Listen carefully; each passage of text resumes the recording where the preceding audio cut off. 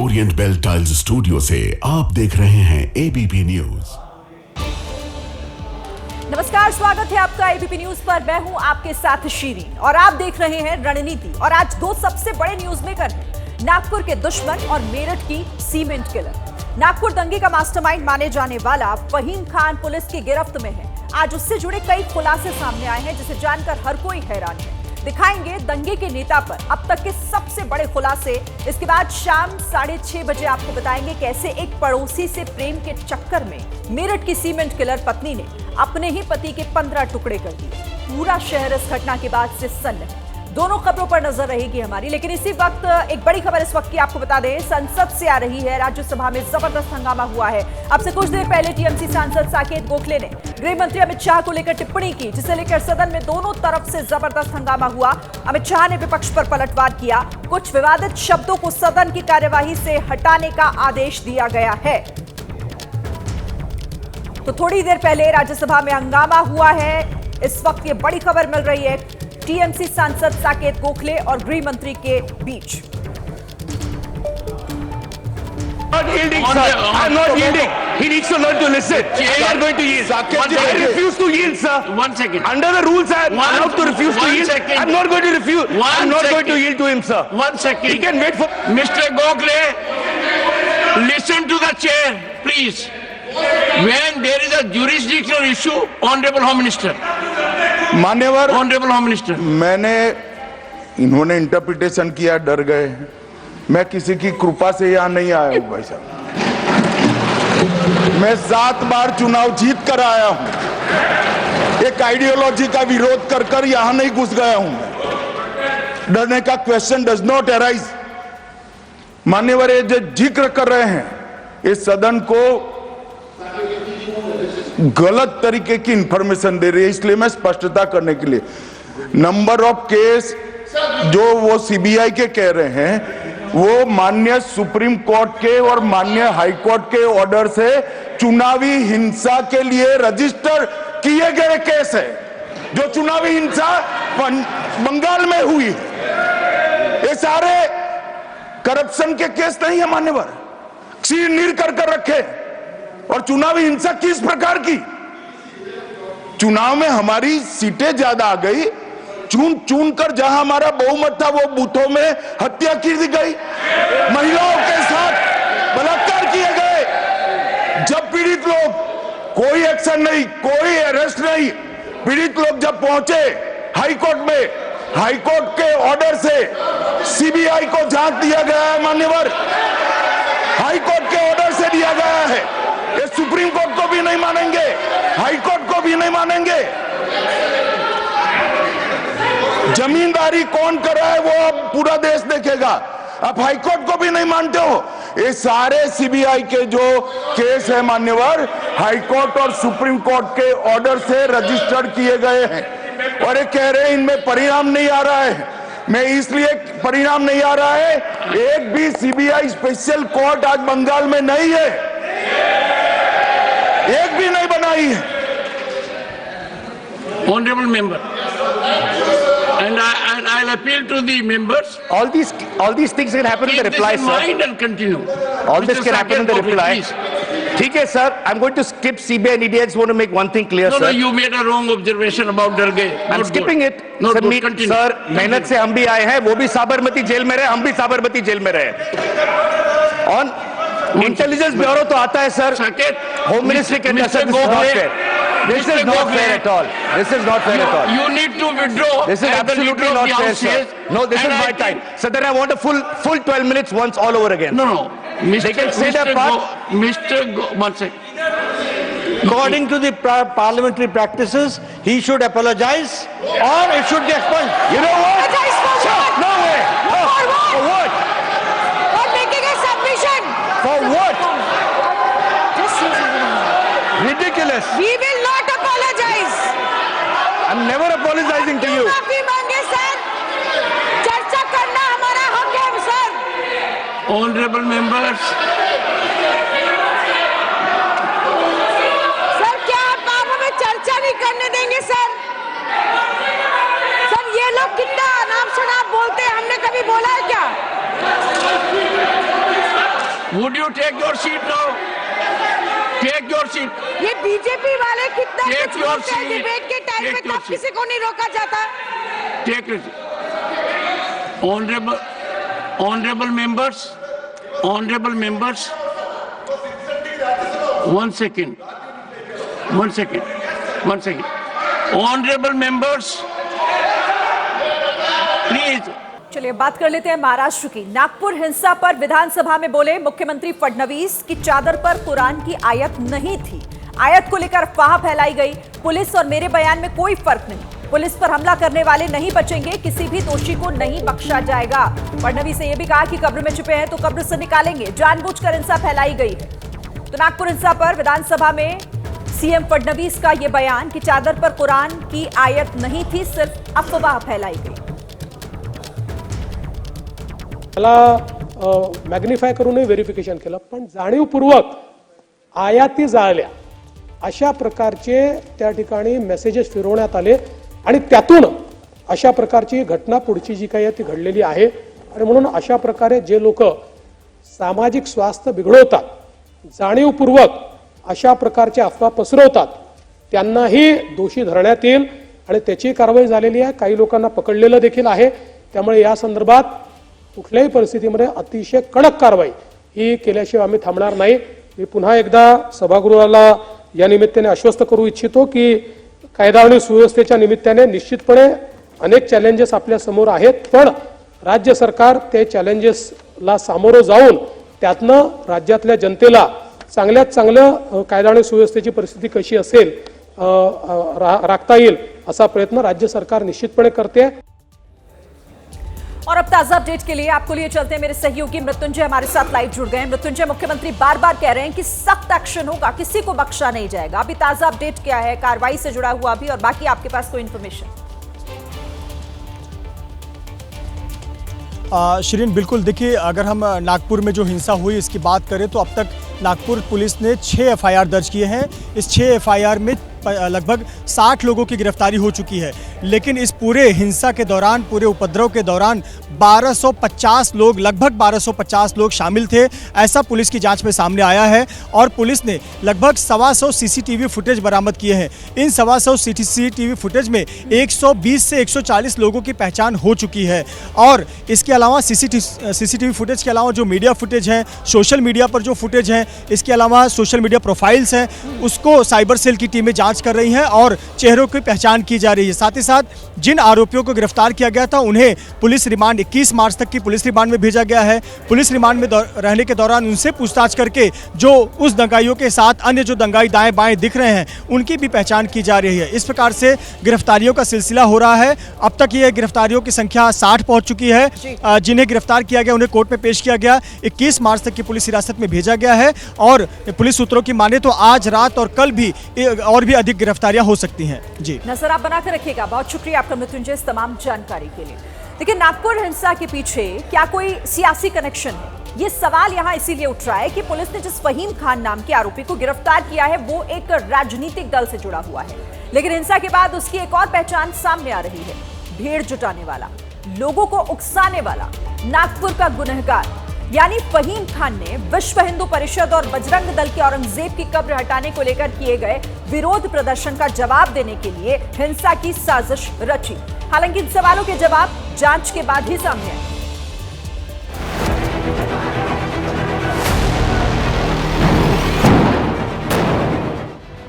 इस चेहरे को गौर से देखिएगा। ये 17 मार्च की रात नागपुर में हुई हिंसा का कथित मास्टरमाइंड है। लोगों के सामने अपनी इमेज चमकाने के लिए सियासी दल का लबादा भी ओढ़ रखा है। Faheem Khan minority democratic party का शहर अध्यक्ष है। चुनाव भी लड़ चुका है, जमानत भी जब्त हो चुकी है। लेकिन उसने 17 मार्च को शहर में जो कुछ किया उसकी गवाही ये तस्वीरें दे रही हैं।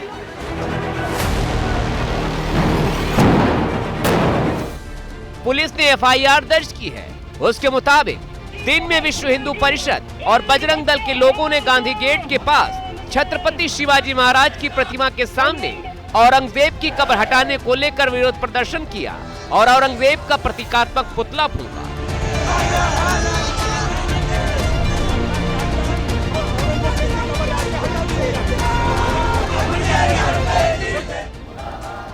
बाद में अफवाह फैलाने पर फहीम खान ने लोगों को उकसाया और भारी भीड़ लेकर गणेश पेट पुलिस स्टेशन पहुंच गया। यहाँ पे हमारे को जो है डीसीपी और एसीपी साहब ने जो है आश्वासन दिया कि, और वो हमेशा आश्वासन वाला लॉलीपॉप मिलता है हमारे को, जिसको हम बोलते हैं। अभी हमने वही बात की है कि आप कल बुलाओगे, उसको एक नोटिस देंगे और 2 घंटे के बाद में उसको सलाम दुआ कर देंगे, फिर उसकी डेयरिंग बढ़ जाएंगी। फहीम ने इस शुरुआत में पुलिस स्टेशन पहुंचकर बजरंग दल के खिलाफ शिकायत की थी और लोगों को भड़काया था। फहीम खान ने हिंदू संगठनों के प्रदर्शन के खिलाफ शिकायत की थी। पुलिस ने एफआईआर दर्ज कर ली, जिसके बाद गिरफ्तारी की मांग होने लगी। आरोप है कि देर शाम फहीम ने रोजा इफ्तार के बाद भीड़ को उकसाया कि पुलिस कोई गिरफ्तारी नहीं करेगी और हमें खुद आवाज उठानी होगी। सैकड़ों की भीड़ को सोशल मीडिया पर मैसेज लिखकर इकट्ठा किया गया। करीब 400 से 500 लोगों की भीड़ ने उकसाने वाले नारे लगाए।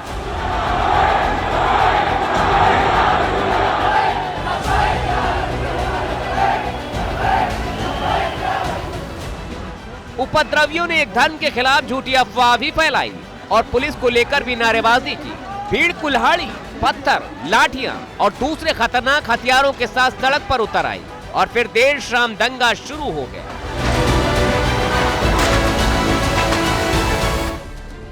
उपद्रवियों ने जान से मारने की नीयत से भालदारपुरा चौक इलाके में पुलिस पर घातक हथियारों और पत्थरों से हमला किया। साथ ही महिला पुलिस कर्मियों से बदसलूकी और छेड़छाड़ भी की।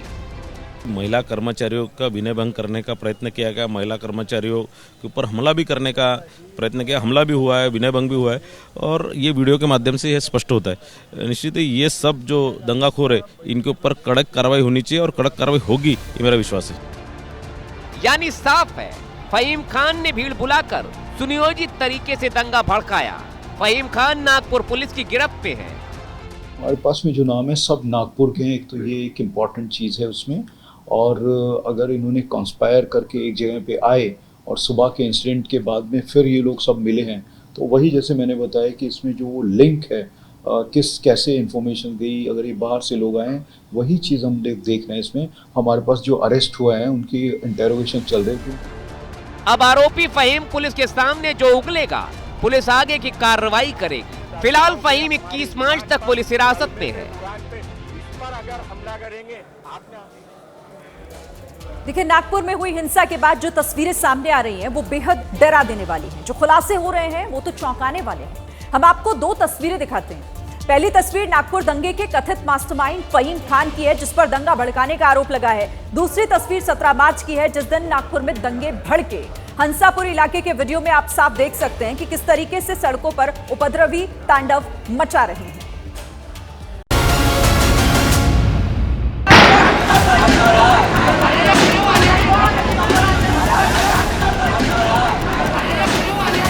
सत्रह मार्च को नागपुर में जब उपद्रवी सड़क पर उतरे तो उन्होंने किसी चीज को नहीं बख्शा। कहीं घरों पर पत्थरों से निशाना लगाया तो कहीं गाड़ियों में तोड़फोड़ की। उपद्रवी बेलगाम थे। गलियों में घूम घूम कर आतंक का नंगा नाच किया गया। चेहरे पर नकाब लगाए और हाथों में हथियार और डंडे लेकर सड़क पर उपद्रवियों के सामने जो कुछ दिखा उसमें जबरदस्त तोड़फोड़ की गई।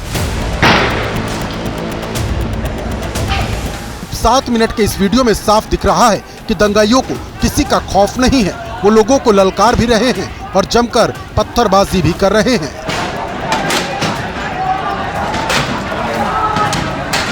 ये वीडियो 17 मार्च की रात हंसापुर इलाके का है। इस इलाके में दंगाइयों ने खूब कहर मचाया। वीडियो से पता चल रहा है कि दंगाइयों को रोकने वाला कोई नहीं था। काफी देर तक इलाके में अराजकता होती रही। अभी भी जो नुकसान यहाँ पर पहुँचाया गया उसके निशान यहाँ पर हैं। अभी बहुत सारी जो यहाँ बैनर पोस्टर फाड़ दिए गए थे, यहाँ पर दोपहिया वाहन रखे गए थे, उनको जला दिया गया। तस्वीरों में दिख रहा है कि सबसे पहले रॉड से, लकड़ी से तोड़फोड़ की गई, वाहनों को गिराया गया, बाद में बाइक को खींचकर बीच सड़क पर लाया गया और फिर कुछ युवक उस बाइक को जलाते हुए नजर आ रहे हैं। स्थानीय विधायक प्रवीण दटके ने भी इस इलाके को लेकर पुलिस पर गंभीर आरोप लगाए थे। उन्होंने आरोप लगाया था कि नागरिकों ने स्थानीय पुलिस स्टेशन को बार बार उपद्रव की सूचना दी, लेकिन पुलिस समय पर नहीं पहुंची। ये वेल प्लान घटना थी। मैं माननीय मुख्यमंत्री जी से भी अभी बात करूंगा। मैं नागपुर अभी पलटे आया हूँ। माननीय पालक मंत्री विशेष विमान से अभी 9 बजे पहुंच रहे हैं। जिन्होंने ये घटना की उनके सारे फोटो इनके डीवीआर में सब है। ये सारे हम पुलिस को देंगे, सारे के सारे। और मुझे दुख के साथ कहना पड़ता है कि कल पुलिस यहाँ के नागरिकों के साथ, हिंदू नागरिकों के साथ नहीं थी। इस मामले में पहले से प्लानिंग की बात इसलिए भी पुख्ता हो जाती है कि 17 मार्च की रात एक के बाद एक दूसरे इलाके में दंगा फैलता गया। ये बात पुलिस की जांच में भी साबित हो रही है। पुलिस बाहरी लोगों के शामिल होने के एंगल से भी जांच कर रही है। देखिए, जो नागपुर में जो इंसिडेंट हुआ है ये काफ़ी गंभीर है। इसकी गंभीरता मद्देनज़र रखते हुए जो भी कार्रवाई होगी वो बिल्कुल कठोर से कठोर कार्रवाई की जाएगी। जो भी लोगों की इतनी हिम्मत हुई है कि डीसीपी लेवल ऑफिसर्स और पुलिस कर्मचारियों के ऊपर हाथ उठाना, ये बिल्कुल सहन नहीं किया जाएगा और इसके ऊपर बिल्कुल कठोर से कठोर कार्रवाई की जाएगी। नागपुर हिंसा को लेकर 3 पुलिस स्टेशन में अब तक 6 एफआईआर दर्ज हो चुकी हैं। सूत्रों के मुताबिक 1250 लोगों के खिलाफ एफआईआर दर्ज हुई है, जिसमें से 100 से 200 लोगों की तस्दीक भी की जा चुकी है। सोशल मीडिया के जरिए वीडियो वायरल करने वाले लोगों की भी नागपुर पुलिस की साइबर यूनिट जांच कर रही। करीब 100 से 150 सीसीटीवी कैमरे के फुटेज भी देखे जा रहे हैं।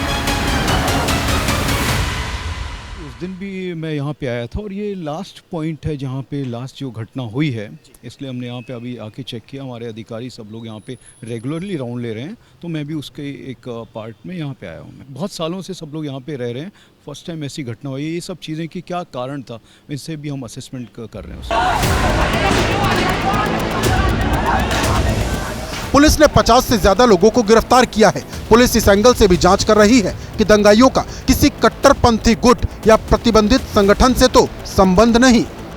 एक और बात का खुलासा हुआ है कि नागपुर हिंसा में कुछ उपद्रवियों ने नाबालिगों का इस्तेमाल किया। पुलिस सूत्रों के मुताबिक इस बात की जांच की जा रही है कि नाबालिगों से हिंसा करवाने की प्लानिंग किसने की और हिंसक भीड़ का हिस्सा नाबालिगों को कैसे बनाया गया।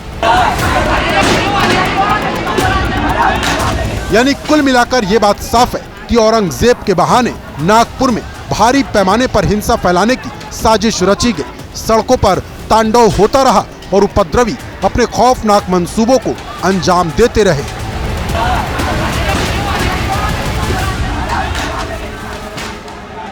और एक बड़ा खुलासा भी हुआ है।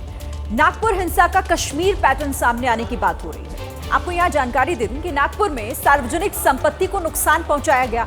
घरों पर उपद्रवियों ने पत्थरबाजी की। कुछ साल पहले तक ऐसे ही पत्थरबाज कश्मीर में होते थे। महज 4 घंटे के अंदर कैसे भीड़ इकट्ठा हो गई। इस हमले के लिए पत्थरों का इस्तेमाल किया गया। पुलिस पर पथराव करके उपद्रवियों ने हमला किया। पुलिस अब इस बात की तस्दीक करने में जुटी है कि क्या बाहरी लोगों ने स्थानीय लोगों को भड़काया।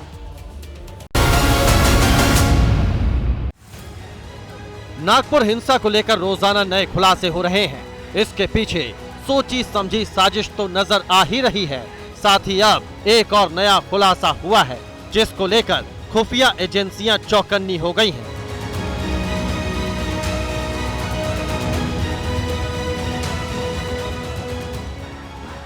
नागपुर में उपद्रवी जमकर पत्थरबाजी करते दिखे।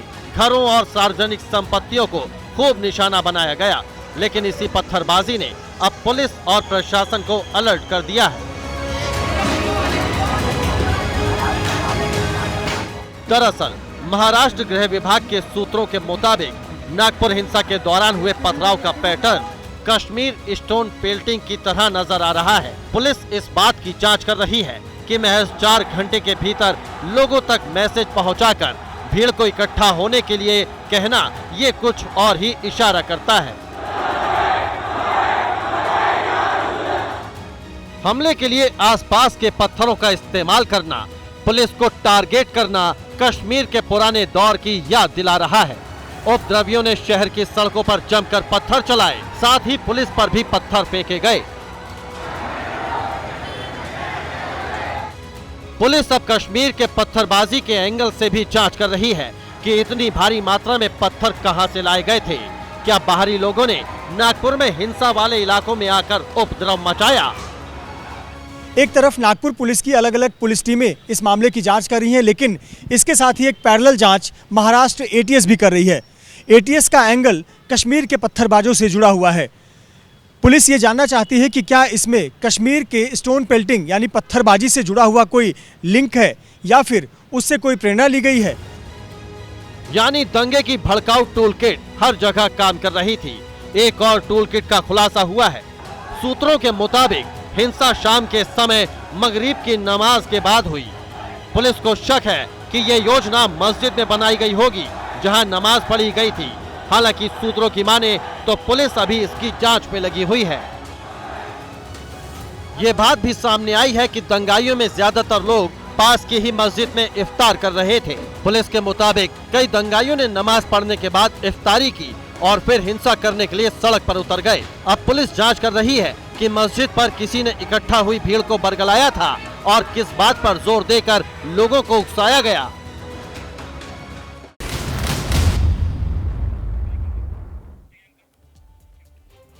रणनीति स्पेशल देख रहे हैं आप और पहले आपको एक बड़ी खबर। मेरठ में अपने प्रेमी के साथ मिलकर पति को 15 टुकड़ों में काटने वाली आरोपी मुस्कान और उसके प्रेमी की वकीलों ने पिटाई कर दी है। आज पुलिस ने बामुश्किल दोनों को वकीलों के चंगुल से बचाया। एक दिन पहले ही वारदात का खुलासा हुआ था। मुस्कान ने अपने पति की हत्या कर दी थी और इसमें उसका प्रेमी भी शामिल था।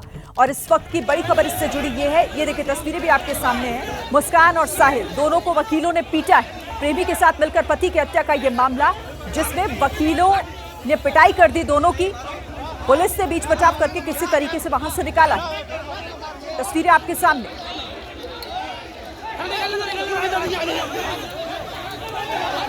कोर्ट परिसर की ये तस्वीरें हैं जब इन दोनों ही आरोपियों को यहां से पुलिस ले जा रही थी। उसी दौरान वकीलों ने इनके साथ मारपीट की है, इनकी पिटाई की है। मुस्कान और उसके प्रेमी, जिन्होंने मुस्कान के पति को पहले हत्या की और फिर 15 टुकड़ों में काटकर सीमेंट में छिपा दिया।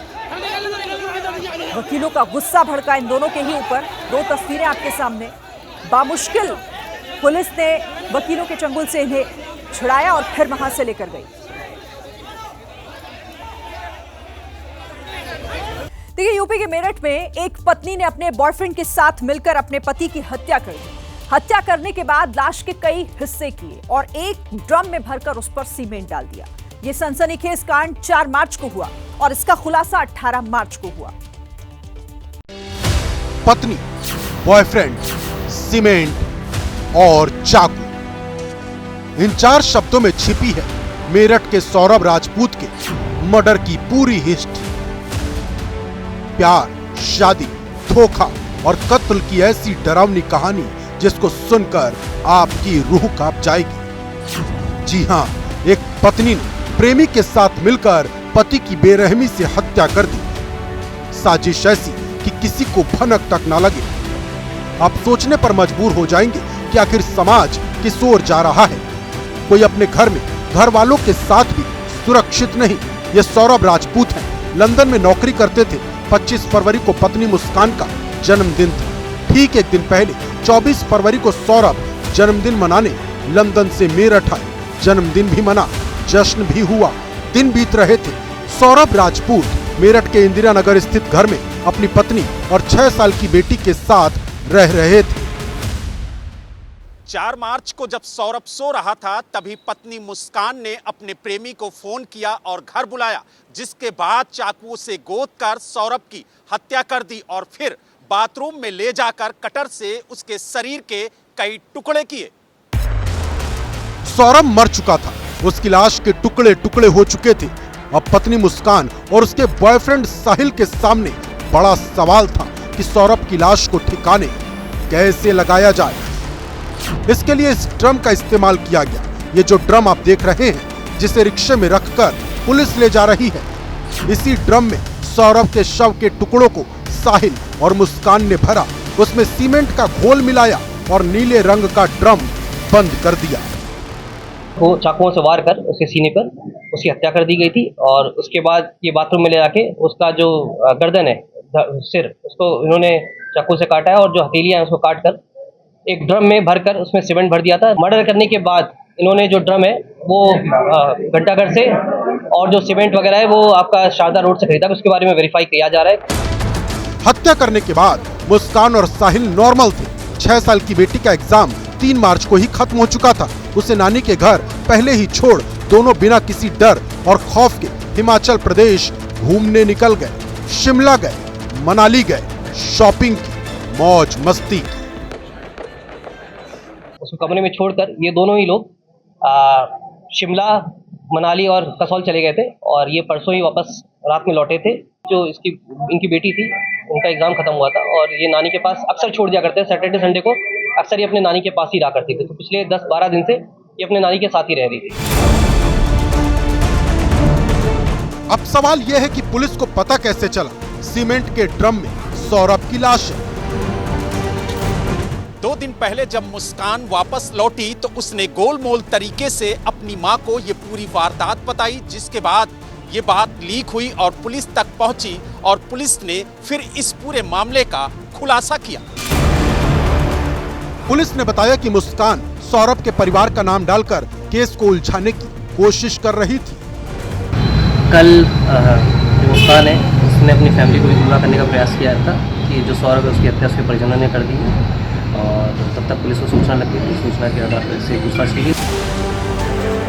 जानकारी मिलने पर जब पुलिस इंदिरा नगर में सौरभ के घर पहुंची तो वहां लोगों की भीड़ जमा हो गई।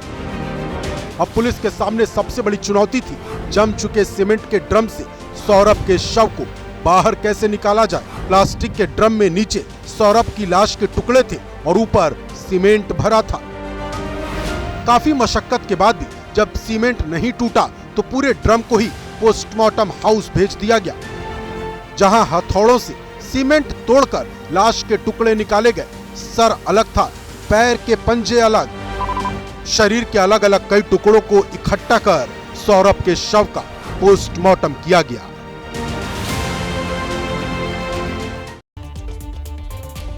तो मर्डर की इस वारदात को कैसे अंजाम दिया गया ये तो आपने देख लिया। अब आपको दिखाते हैं कैसे एक प्रेम कहानी हत्याकांड में तब्दील हो गई। जिस सौरभ से शादी करने के लिए मुस्कान ने सबसे लड़ाई लड़ी, 9 साल बाद उसी को मौत के घाट उतार दिया।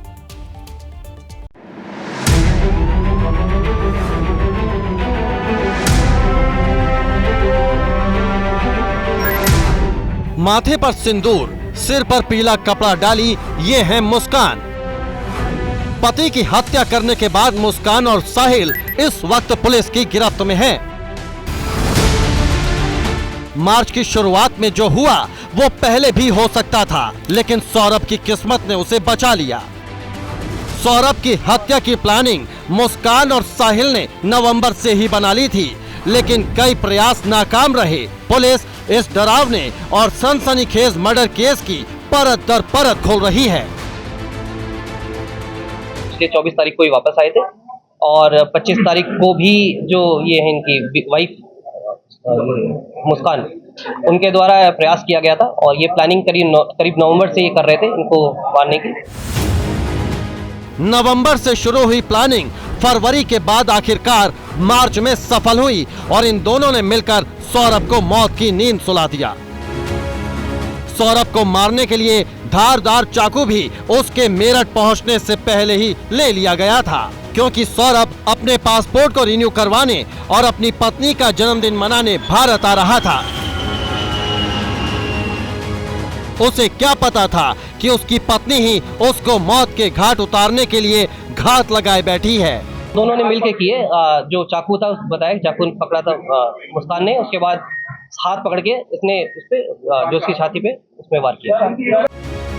पुलिस के मुताबिक सौरभ के शराब पीने की आदत मुस्कान को पसंद नहीं थी और सौरभ की आर्थिक स्थिति से भी मुस्कान नाखुश थी। जो अभी जानकारी स्टार्टिंग में दी इन्होंने कि ये शराब पीते थे, उससे नाखुश थी महिला और ये इनकी जो फाइनेंशियल स्टेटस था वो सही नहीं था। इनके जो फैमिली थी, जो महिला थी, इसके ही परिजनों द्वारा इनका खर्चा पूरा उठाया जा रहा था। आपको जानकर हैरानी होगी कि सौरभ और मुस्कान ने 2016 में लव मैरिज किया था। दोनों के परिवार इस शादी से खुश नहीं थे। सौरभ के परिवार ने उसे बेदखल कर दिया था। 2019 में सौरभ और मुस्कान के एक बेटी भी हुई थी। पुलिस के मुताबिक सौरभ ने शादी के वक्त बताया था कि वो मर्चेंट नेवी में जॉब करता है, लेकिन इसमें कई पेच हैं। पुलिस तमाम बातों और दावों के साथ हर एंगल से इस केस की जांच कर रही है। 2016 में 16 से 19 तक इसके द्वारा बताया गया था कि मर्चेंट नेवी में था, परंतु केवल 6 महीने दुबई में गए थे और ये पिछले 2 साल से लंदन में एक बेकरी थी उसमें काम करते थे। जी हाँ, ये बात सच है। एक नशे में ही ये इतना बड़ा कदम कोई उठा सकता है। मिडिल क्लास की घरेलू लड़की थी, एक बच्चे की माँ थी, कोई नॉर्मल लड़की ऐसा काम नहीं कर सकती जैसे उसने करा है ये काम। अगर बात सौरभ की आर्थिक स्थिति कमजोर होने की है तो साहिल भी ऐसा कोई काम नहीं करता था जिसमें बहुत पैसा हो। साहिल अभी कोई ऐसा कोई काम नहीं करता है। साहिल बेसिकली बीकॉम किया हुआ था इसमें और ये ऑनलाइन ग्रुप पे एंजल जो ट्रेडिंग होता है, ट्रेडिंग का काम सीखा था। कोई इसका कमाई नहीं था, लड़का था, घर में ही रहता था, पढ़ाई नहीं करता था।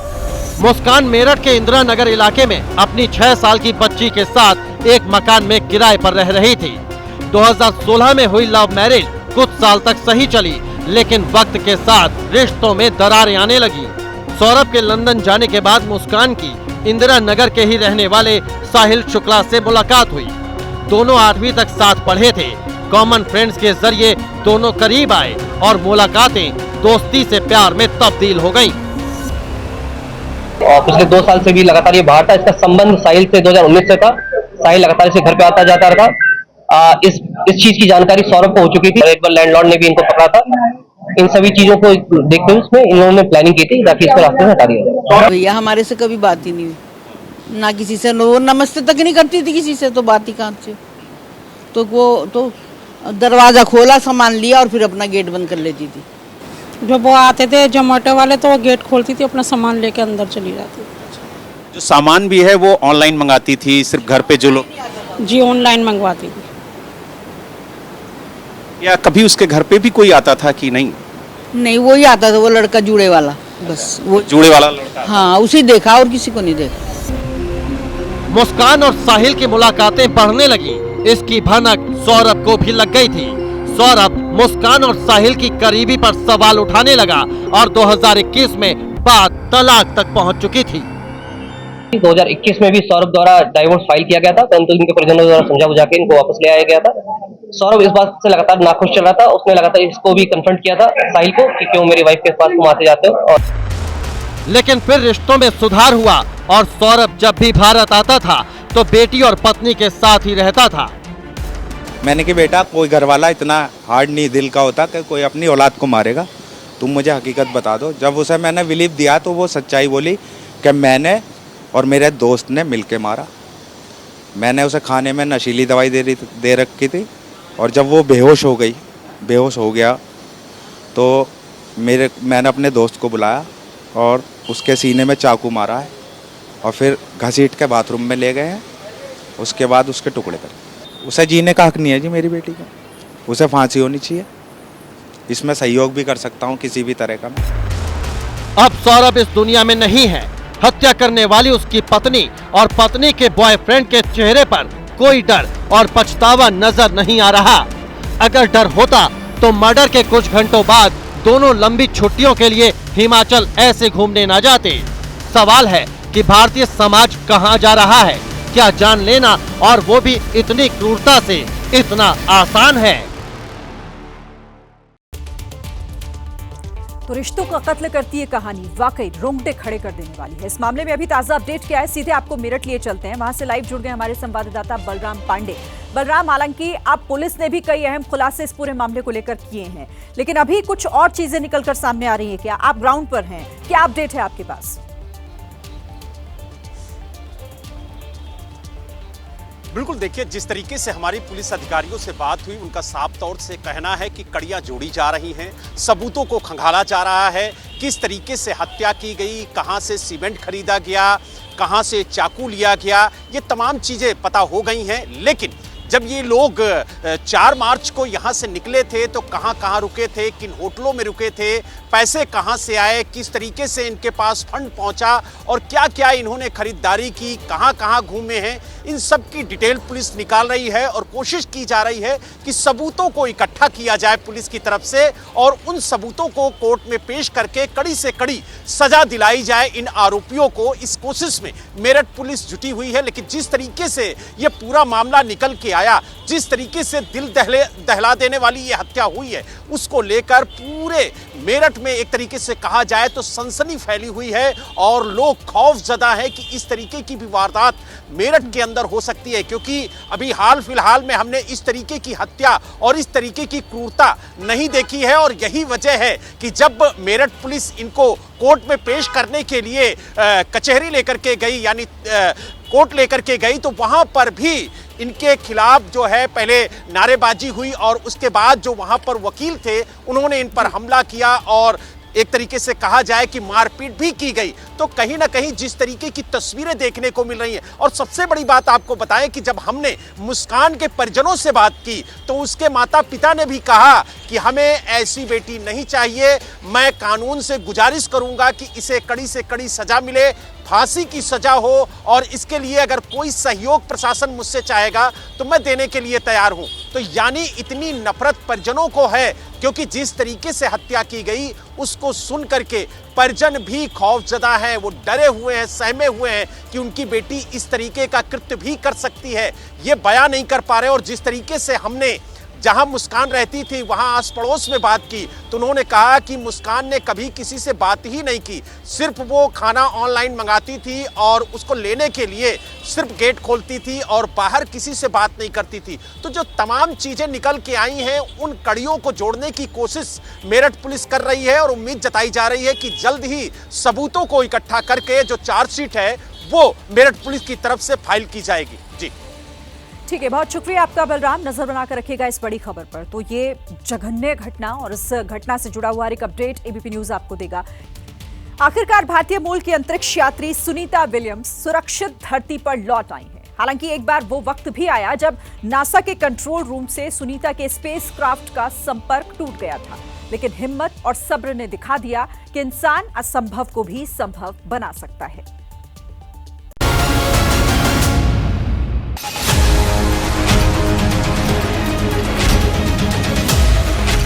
ये तस्वीर है धैर्य की, साहस की। ये तस्वीर है एक ऐसे मिशन की जो बता रही है कि हौसले बुलंद हों तो इंसान के लिए कुछ भी असंभव नहीं है।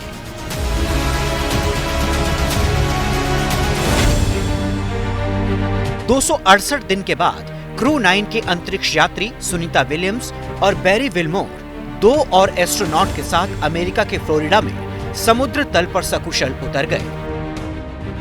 हालांकि एक बार खतरा उस वक्त मंडराने लगा जब स्पेसक्राफ्ट का नासा से 7 मिनट तक संपर्क टूट गया। दरअसल स्पेसक्राफ्ट के धरती के वायुमंडल में प्रवेश करने पर इसका तापमान 1650 डिग्री सेल्सियस से ज्यादा हो गया था। 7 मिनट के लिए कम्युनिकेशन ब्लैकआउट रहा, यानी यान से संपर्क नहीं हुआ। स्पेस स्टेशन से पृथ्वी पर लौटने में सुनीता विलियम्स को 17 घंटे लगे। 19 मार्च की रात 2:41 पर डी ऑर्बिट बर्न शुरू हुआ, यानी कक्षा में उल्टी दिशा में स्पेसक्राफ्ट का इंजन फायर किया गया। इससे स्पेसक्राफ्ट ड्रैगन की धरती के वातावरण में एंट्री हो गई। सुनीता विलियम्स के स्पेसक्राफ्ट के स्प्लैश डाउन होने के बाद रिकवरी वेसल में चारों अंतरिक्ष यात्रियों को स्पेसक्राफ्ट लाया गया और सुबह 3:27 पर पूरी दुनिया में जश्न मनने लगा। पीएम मोदी ने भी सुनीता विलियम्स और क्रू 9 टीम की धरती पर सुरक्षित वापसी के बाद ट्विटर पर पोस्ट कर अपनी खुशी जाहिर की। उन्होंने लिखा, लाखों की प्रेरणा सुनीता, आपका स्वागत है। क्रू 9 धरती ने आपको मिस किया। यह उनके धैर्य, साहस और मानवीय भावना की परीक्षा रही। सुनीता विलियम्स के धरती पर लौटने पर भारत में भी राहत की सांस ली गई। अंतरिक्ष यात्री कल्पना चावला के स्कूल टैगोर बाल निकेतन में भी हर कोई खुश नजर आया। बधाई देते हैं पूरा कंट्री, हम लोग स्पेशली टैगोर बाल निकेतन बहुत खुश है आज। सुनीता विलियम्स के पैतृक गांव में भी हर कोई ईश्वर को धन्यवाद कर रहा है। हमको तो इतनी खुशी है कि हम बयां भी नहीं कर सकते। अहमदाबाद में भी सुनीता विलियम्स के परिवार में खुशी का माहौल है। हमारे कुटुंब के लिए तो है ही, पर सारे भारत के लिए, सारे विश्व के लिए आज एक बड़ा दिन है। 8 दिन के मिशन पर गई सुनीता को धरती पर लौटने में 9 महीने 14 दिन लग गए, क्योंकि जब जब उन्हें धरती पर वापस लाने की कोशिश की गई, कोई ना कोई तकनीकी खामी सामने आती गई। आखिरकार बेहद कठिन परिस्थितियों को पीछे छोड़कर सुनीता विलियम्स धरती पर सकुशल लौट आई।